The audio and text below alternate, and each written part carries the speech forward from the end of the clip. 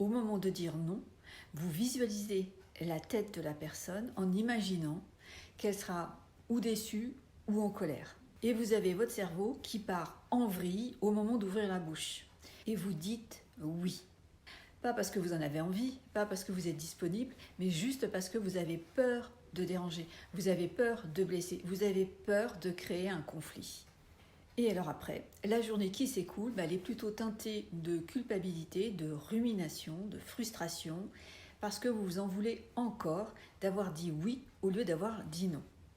Mais ce qui se passe surtout, c'est que vous pensez que le problème, il est dans le fait d'avoir dit oui au lieu d'avoir dit non. En fait, le problème, il est ailleurs. Il est dans un apprentissage, une compétence qu'on ne vous a jamais amené à acquérir. Et la compétence souvent qui n'a pas été apprise, c'est de s'autoriser à avoir des besoins. Et cette compétence, elle ne commence pas au moment où on dit non, au moment du refus, elle commence avant. Ça commence quand vous vous autorisez à avoir des besoins. Ça commence quand vous vous autorisez à ressentir ce qui est juste pour vous.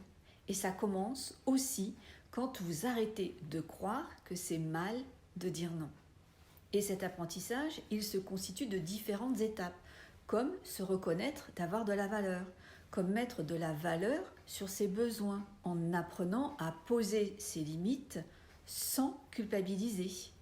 Et surtout, c'est changer ses croyances, que de poser ses besoins, c'est un caprice, ou que pour être accepté, apprécié dans une relation, il faut minimiser ses priorités et ses besoins.